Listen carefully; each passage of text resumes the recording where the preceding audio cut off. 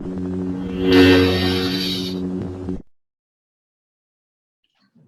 this is Alicia with Performentor, and this is another Heuristic podcast. And today we're talking to Carol McLaurin. She's the Director of Strategic Initiatives and Partnerships at the SBTDC of North Carolina, and she's also an executive and personal coach. Anything you'd like to add to that, Carol? Maybe share a little bit about what the SBTDC is?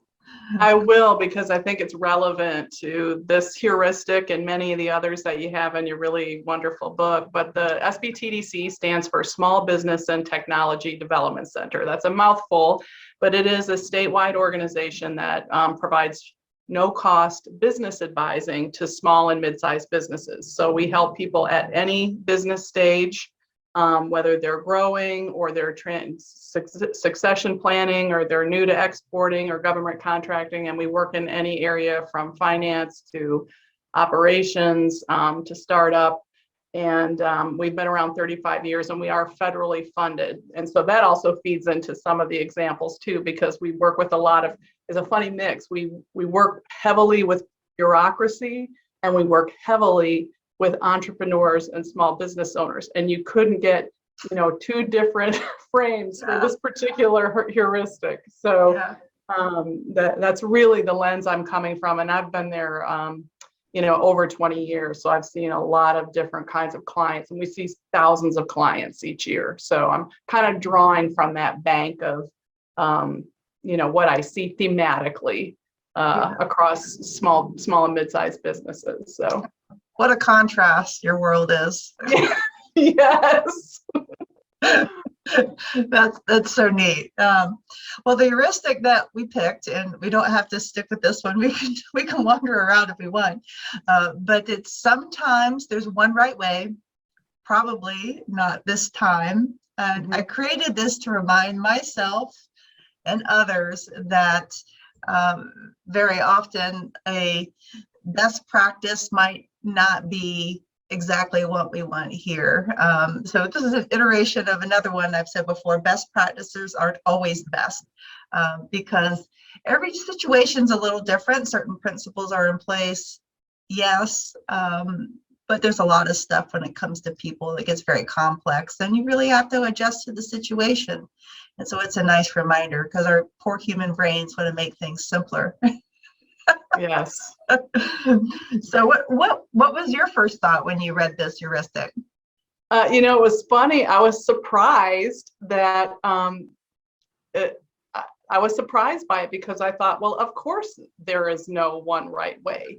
Part of that is my own personal style. I'm much more of a out of the box kind of person and had to train myself how to, follow rules and be compliant around some things. And really so much of what we see in the work that we do are people just figuring things out. They own their own business. They own their own business for a reason. They often don't want to work for someone else. And so they're always, kind of making things up as they go along. A lot of business owners are, and the other thing though too, where is that they can also get into a bubble where there's sort of that day-to-day pressure and running very quickly, and so they don't always have time to stop and think differently about things. So I don't know that they're looking for the one best way all of the time, but they might be looking for an expedient way. They're not taking that time to kind of learn and see what others might be doing. Because you have to stop and pause to do that, and we can drill down into that a little bit more because I do think some of that reflecting and learning is a big piece of this. So my first reaction was really surprise but that's partly from the environment I've been in for 20 years. It's so obvious. Why is it not obvious to everyone? Yeah. Well, and then I got thinking about who would that apply to? And I had to spend more time with that. And I've come up with some ways in where I see that in our own organization, and I see our clients doing that. But it just was funny that me personally, and again, as some of it is my own style, that it just, I didn't think, surely no one, no one thinks there's only like one good way to do things, but I can see that there are that, and I do think some of it is personal style too, and we can talk about that. Some people are more conservators and compliance, and I don't know if you know anything about the change style indicators, but people have preferences, and so, you know, and depending on what role you have in the organization, I think that all feeds into it. But I'm getting a little ahead of our conversation, but those are some of the things that occurred to me when I first read that. So, but I'm curious, like, how did you come up with that? Like, how has that developed to be one of your words of wisdom that you have to drop on your clients, you know? Well, in part, I think about a couple of things. You know, one being in human resources, very often traditionally, and I run an HR firm. I'm an entrepreneur, and I don't know. I used to do HR, I guess you could say. Now I run a business that's HR, and there's been just a lot of compliance. I think compliance focus, constraints focus is really a mindset that HR really traditionally has emphasized. So I do hear a lot from people saying, we'll help you put in the best practices. I also hear like some clients will say, I worked with this other firm and they gave me this cookie cutter thing and it doesn't feel like it fits, you know. So like you, I mean, I'm like, did you do that? Right. You know, but I realized it needed to be said. The other way it turns up, which is consistent with what you said, is very often I'm selling either to a business owner and or a CFO, COO. And the CFO, COO, they might be a little more inclined to use phrases like best practices and get some like standard things into place, which of course we're like, yes, absolutely, we can do that, you know. And what I emphasize really more with the entrepreneurs is, you know, we know there's not one right way, but we're going to make sure it works for you, and we're going to co-author with you, and that usually resonates. Because like, why would somebody start their own business if they're a rule follower? Right. Well, 100%. I mean, like that's where my reaction came from. But you're so right in that. I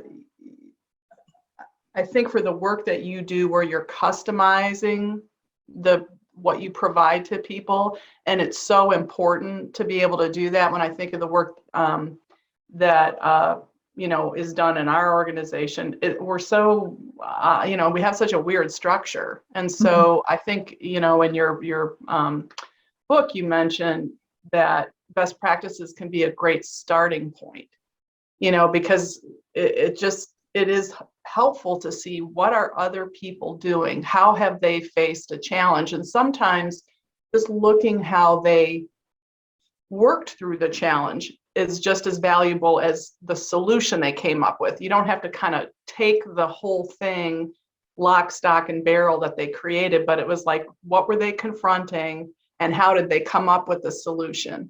And there's probably just as much to be learned there than there is what their final output was in terms of their best practice, if that makes sense.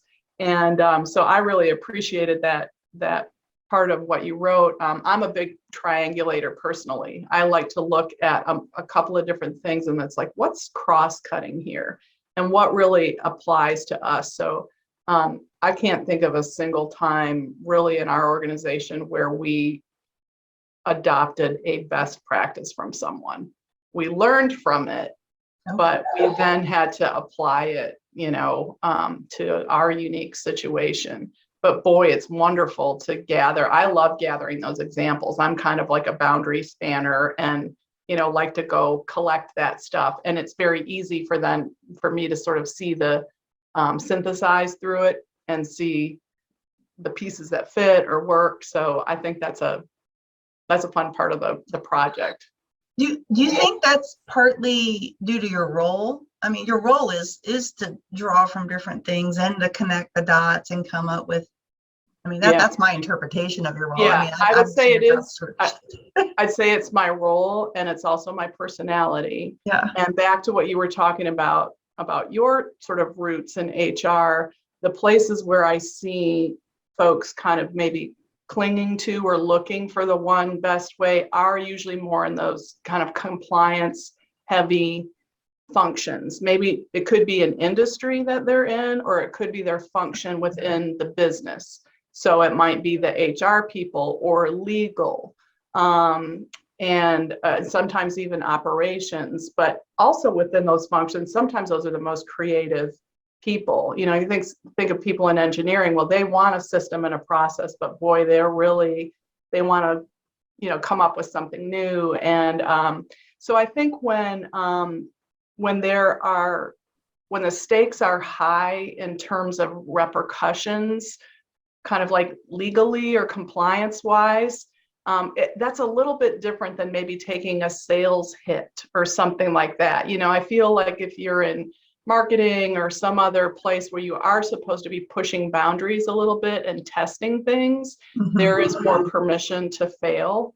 And it's just even encouraged. It's like you need to innovate, come up with something new, and we'll work from there. But I think when you're in that kind of keep us out of jail kind of role, you know, that it's just it attracts a different kind of thinker and performer.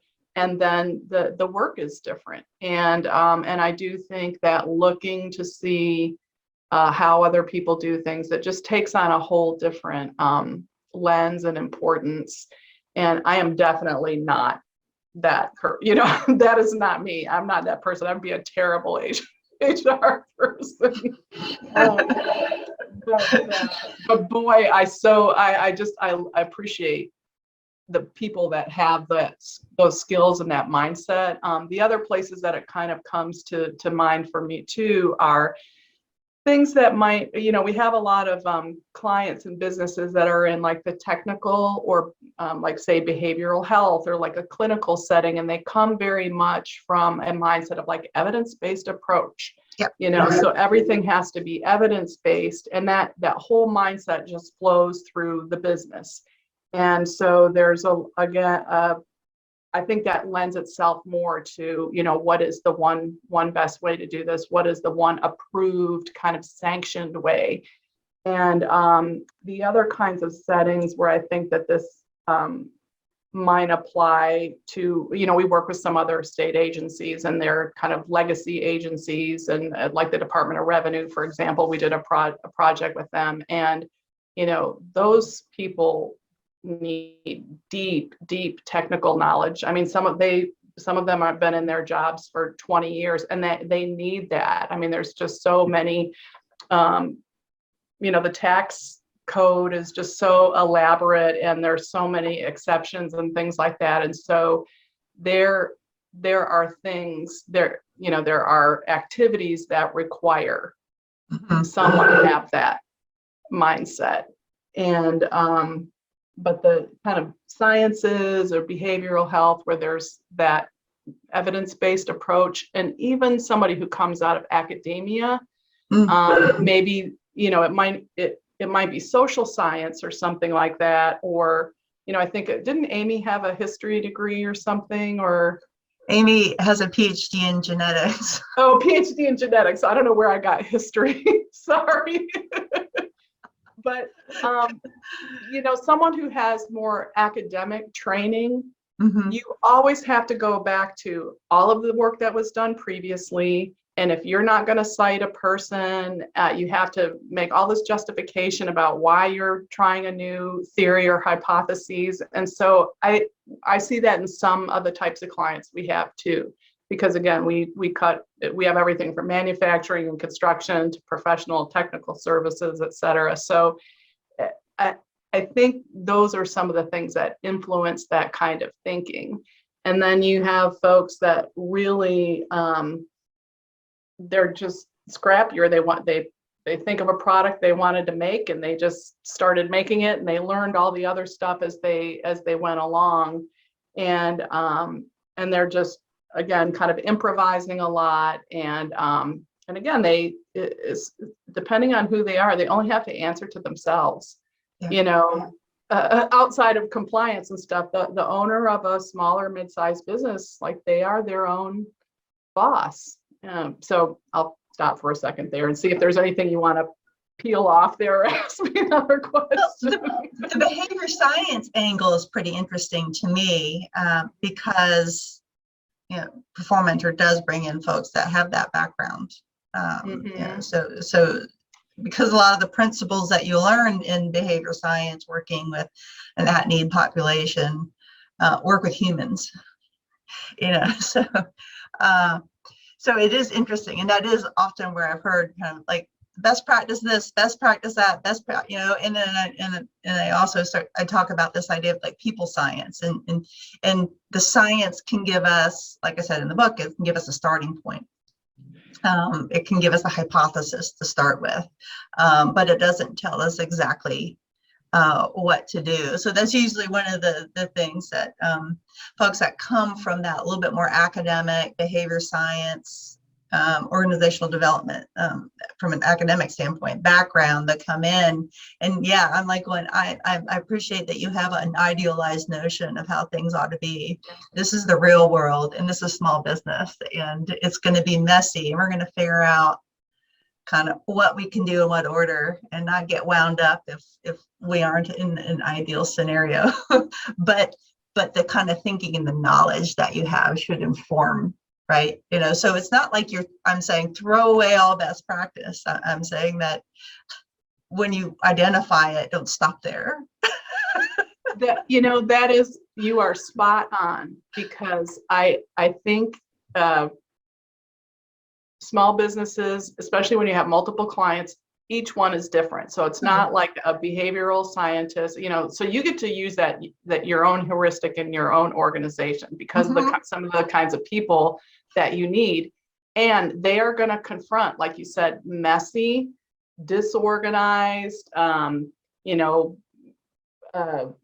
don't want to say disorganized, but chaotic, understaffed in certain areas. I mean, just idiosyncratic small businesses. They don't get to structure themselves with a lot of resources like maybe a larger company does, where you took a more rational approach and you say, wow, we need 5 more people in accounting, or we need 8 more people here. There's just a lot of, glue and, paper clips and people kind of putting things together. Yeah. and COVID is a perfect example. So it really is only a starting point. And I think the starting point and the processes that you learn are great, but then it's apply, and iterate. And I think that's what's so exciting about some of the academic programs that are much more sort of field-based or application-based. And I just think it yields like a much more useful human that then goes out into the world. But so that, interesting. I almost ended up pursuing PhDs like a number of times, and the world thankfully intervened. And I think I am happier with the practitioner route, because it's more like an engineer. Like an engineer has to build something that works. Yes, they're going to use the science, they're going to use math, they're going to use their knowledge of how the world works. But in the end, if the thing that worked in their head doesn't work in reality, it didn't work. Yeah. And very often when that's in the world of things. So what can happen is in the world of people, you see this happen a lot at policy level. Like you set a policy, and then based on a belief on how things are going to work, and then you fail to consider all the unintended consequences that might emerge, right? Because human beings are human, and we're all a little different, and we're going to react in different ways to things, not in the way that you want them to. And so very often when people say, well, this is the policy and here's how things ought to go, and then if things don't go the way that they imagine them, It wasn't that their design was bad, it's that the people are doing it right. Yeah, well, even because you're in HR, you're probably seeing a lot of stuff around COVID compliance and the vaccine mandates and stuff like that. And I was talking with my son-in-law's partner or my son's partner, and and they work for a large multinational company, and they are requiring everyone to have a vaccine. And they said, that's great. That's fine. And this person's an attorney in the company, but it's a global company. And so there's like, so what do we do if someone has a vaccine from another country? And then, like there's all these exceptions that, like you said, broad brush the policy might make sense to someone and they want to adopt it. And then the application is where it just gets really messy. That's probably not a good example, but I keep thinking of all these quickly made policies that are happening now. And then there's all these implementers that are going, oh my God, how do we do this? This isn't working the way I imagined. Yeah. And then all people, everyone's emotions around it. You get all that, but that's a little off topic. But anyway, I mean, one of the things I love about working with small organizations is that nobody gets too far removed from sort of the purpose of the business and the customer. Whomever the customer might be, and I mean, and that shows up, I think, in yes, absolutely. My team and I are working through vaccine and all sorts of COVID questions across. We work with like all the industries just about at this point. So, so it's and many are less than 100 employees. So it depends. It depends so much on so many different factors. And in the right. end, I mean, how much contact are people going to an office, or are people with customers all day, and are they with 2 customers or are they with 200 customers? Like all those, that context all makes a difference in how people adopt a best practice. Yeah. You could be you could still even be within the restaurant industry and have such a different business from someone else, from another type of restaurant or something like that. So it's been fascinating to watch the impact on how some businesses really grew, because they just maybe happened to be in the manufacturing the right thing, or could adapt and manufacture something that was really needed, and then others just were completely obliterated or had to change so dramatically. So it's been exciting to watch, and I just have a lot of compassion for the people that are running those businesses and care so much about their staff, But they have to make a decision. The business owner has to make a decision that works for them. Yeah. And I would say that our role is to inform them on, I don't know, the risk profile and thinking through human nature and how people might react.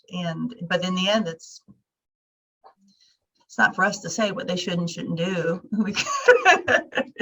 Well, and you asked, like one of the things I was reading in your in the book is that you're asking people first.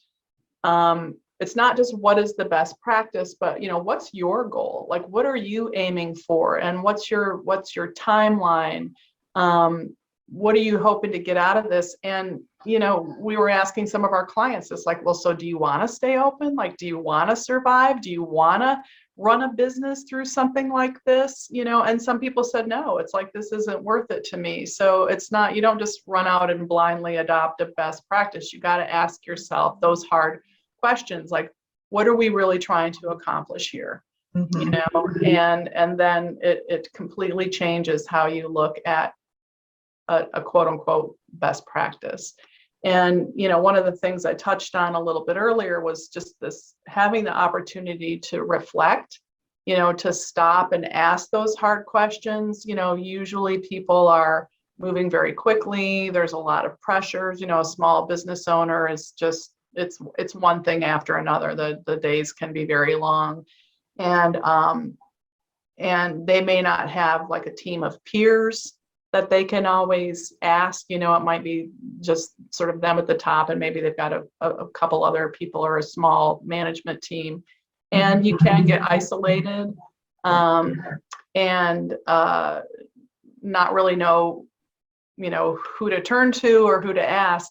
And I think of this in a way too as sort of strategic planning or even annual planning. It's like, how do you carve out time, and do you take the risk of asking questions that then make you question even more deeply? You can kind of just keep setting goals and moving forward, but once you really start to ask harder things, more nuanced things like, what are our values? What is our mission really? Like, what are we doing? That really, it's a whole different kind of energy and a whole different kind of pace than just like setting a goal and then figuring out what are our strategies and tactics that we need to do for that.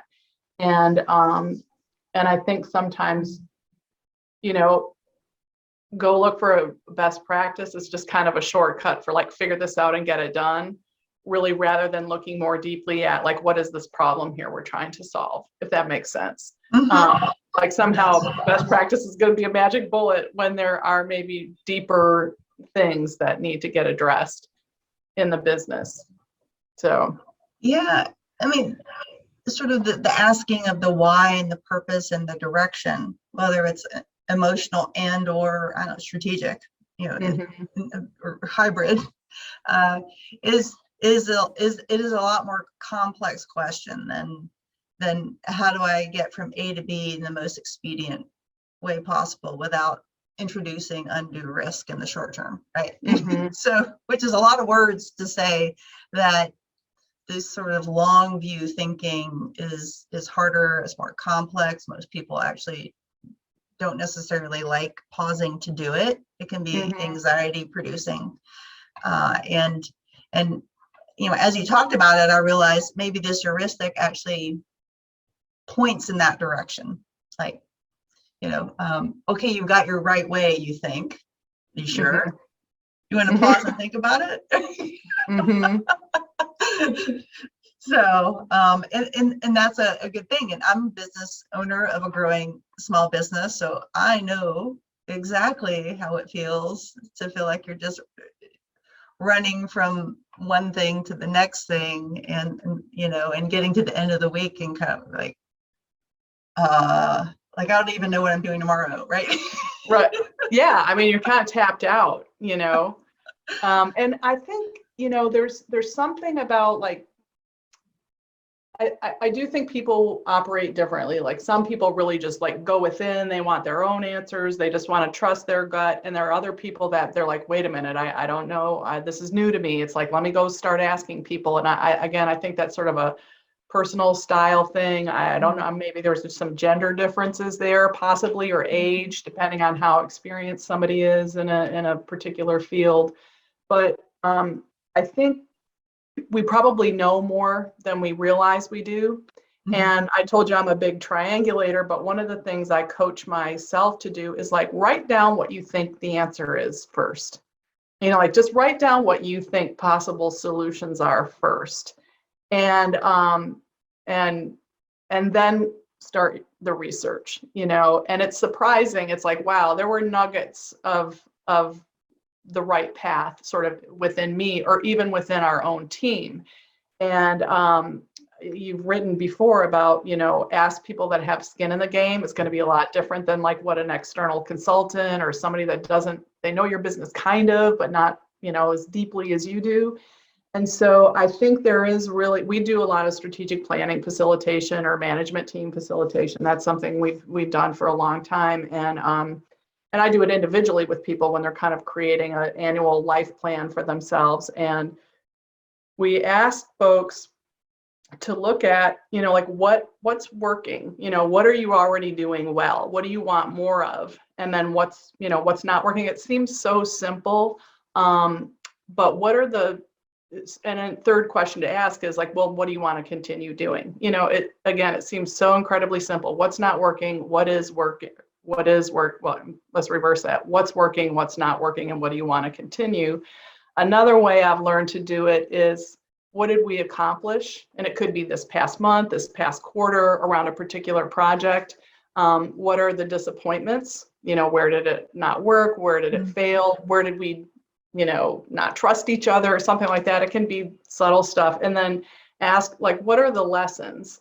And oftentimes they might even cluster. There may not be like a one-on-one lesson for every accomplishment or every disappointment, but they might group together. And there might be a theme or something. And then you take 2 or 3 of those lessons that you think, if we lived by these going forward, what difference would that make for us? And then you kind of translate it into a guideline, because sometimes lessons can be, negatively stated. You just want to rephrase it so that it's like positive and short and memorable. And it really, I think for a team, it helps a lot, because everybody goes through that process together. And then they also then kind of have these little mantras that this is our guideline for the year, like we're going to, act first, or we're going to, ask for help or something like that, whatever it ends up being. And they're created from within. So they tend to stick with people a little bit more.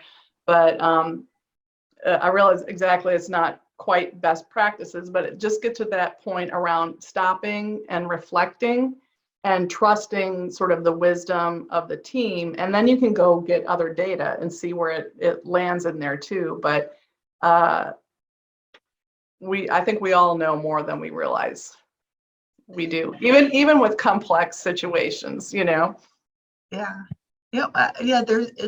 Intuition is very often knowledge that we have that we can't really articulate yet. Mm-hmm. Yeah. And I've made those drawings, and you mentioned, the drawings, that the artwork that accompanies your book, like things get tapped into, when you're looking at stuff in the abstract. And there's, is her name Amy? Is it Amy Mann? There's a woman, she's given a TED talk or two. I know I'm going way down a path, but she teaches classes at Harvard and other Ivy League schools on seeing.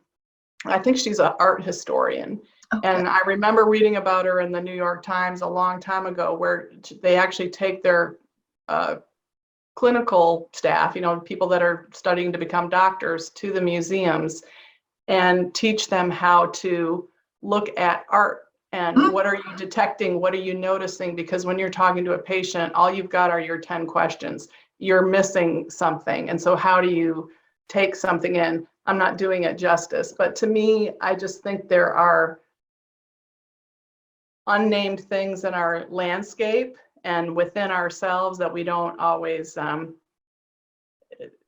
it doesn't fit well into business language, but when you start to tease it out, it's like, wow, like there's a thread here that I can apply or pursue, and it's relevant after all. That is so interesting. There's medical diagnostic, right? Diagnosis is one thing, and I can imagine. I don't know how it's taught normally, but I imagine that it's sort of like, here's your checklist. And, and you've got your measuring devices where you're probing and prodding the human, and they're reporting. You ask them questions, they report things and that's the body of your diagnostic criteria. Well, guess what? You have access to all this other information if you learn how to, regard something through an artist's eye. And that's fascinating. That sounds like a really great idea. Yeah, I'll send you the link to her work later, because I do think it's interesting. And you may have experienced this too, as someone who consults with businesses. We can hold Zoom calls, and we do a lot of our counseling, business advising in our organization via Zoom now, and our staff by and large love it. But they said nothing compares to a site visit. Until you go to someone's facility and you see little things like maybe how well things are maintained, and do they have safety posters up the way there's just so much data that comes from being able to see a whole situation, rather than just maybe, again, even reading about a best practice is very different than saying, hey, can I come to your organization and see what your shop floor looks like or how your operations are done. It's just a completely different experience. So I think that's the other thing about just, talking to someone by phone, or seeing something that was written up in a trade magazine or Harvard Business Review or something. It really is taking in a much fuller picture that sometimes you can only get by engaging more in a visit. The solutions are right there sometimes. So I think that's interesting too. A lot of our staff are really wanting to get to see their clients again in person. Yeah. I mean, it's nice, and it's not just like, am I seeing things? It's like, how does it feel? And this is, I'm sure I'm intuitive, but I'm also very analytical, right? So I had to teach myself early on that if I got a gut about something, to not just dismiss it because I didn't understand how it worked. I realized that very often it worked quite well, even if I didn't understand the mechanics of it.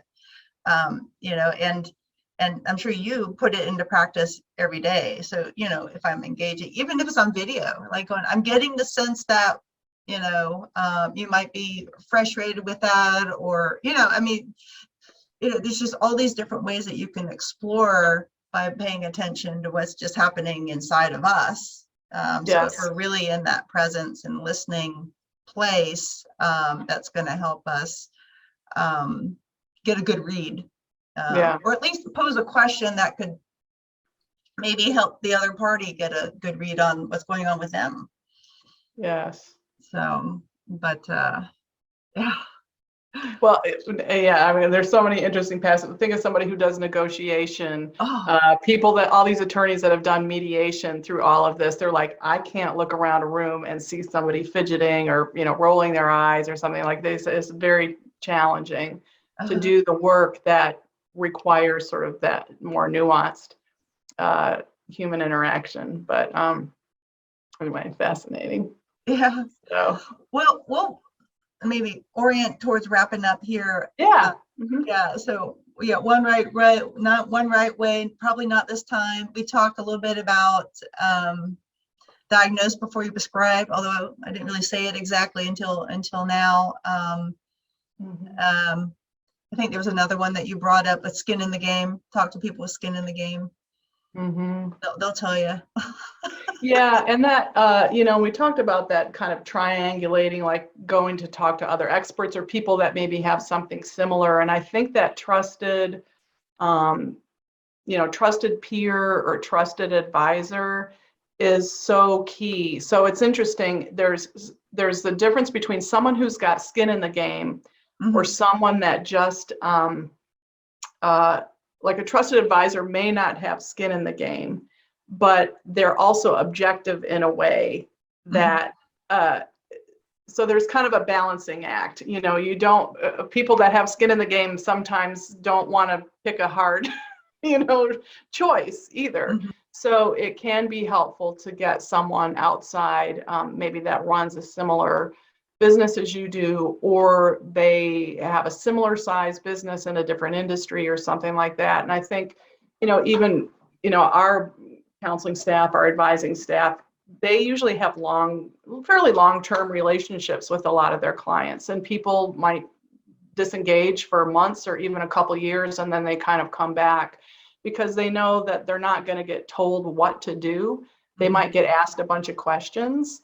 Have you thought of this? Or here's a theme I'm noticing across all, we have the perspective of seeing, hundreds and hundreds of businesses, throughout the year. Any individual counselor does. So I think, having someone with skin in the game, and also having someone that doesn't have any skin in the game. It seems counterintuitive, but you kind of need both, and to then synthesize it. I think people that are good at taking even seemingly conflicting ideas or best practices and then synthesizing it is it's important, because you're not gonna hear the same thing from every person. Yeah. From every person you seek information from. So the synthesis, what you're observing is key. And in drawing from, I can't remember what chapter I put this in. It was talking about getting a view of the house when you can only look through one window. You want to have other people looking in through other windows, and they're telling you what they see. Oh, that's a great. I always hear the elephant one, but I love the house. Looking in the house, it's like, oh yeah, there's a kitchen. And somebody else is like, no, there's a bed in I don't see a kitchen. Yeah. Living That's room. really cool. That's a wonderful example. I'm going to use that. Thank you. I didn't even think of the elephant one. That's so funny. I don't know where I got that from. I don't know. But but it's true. No, I mean, this is we could continue, because then I would start telling you, oh yeah, because you're, I don't know, close to maybe the 20th person I've talked to talk about these things, and so I'm hearing a lot of overlapping between the different conversations, which is fun and very cool. Yeah. Well, you got me thinking about a couple of really good things, just for my own personal. So it was really helpful for me to read what you had been thinking and how you talk to your clients and even your own staff. There's a lot of good wisdom in here. So I was pleased to be invited to come talk to you, and I'm really impressed with what you're putting together. You're going to help some people, That's I certainly want to. This is one of, I've got a bunch of drawings for the next one already. So there's more to come, and we'll just kind of see where it goes. I'm doing this because I don't know, it's what I feel like I ought to. Yeah. Well, as we're learning, we need ways to think about things, not necessarily answers. Like we need to have frameworks that allow us to come up with more innovative solutions, and not just an end result. It's really how we do things rather than like what's the thing to do. And that's really what you're teaching people here, and especially younger, newer leaders that are not maybe used to having so much responsibility, but also facing this complexity. And it's like, wait a minute, where's the rule book for this, or where's the playbook, the answer? And it's like, no. Just here's the process you can follow, and here's the 100% resources you might tap into, and then you get to decide. Yeah. Welcome. Good luck. Yeah. Oh. No, it's true. You nailed it. Actually, that's exactly it. Yeah. It's all about what's the framework, rather than what's the answer. Yeah. How to think. Yeah. Very good. All right. Well, thank you. It's an honor. You've shared a lot of really interesting information. You probably don't even realize it. It just came out so naturally. And we'll catch up again another time. I'd love to. And if there's anything I can do for you in the future, I'm happy to do it. And I so enjoyed your sparkles. Thank you for bringing a little joy and beauty to my Friday. I love it. You bet. Got a little glitz happening today. Yeah. All right. Thank you, Carol. All right. Bye, Alicia.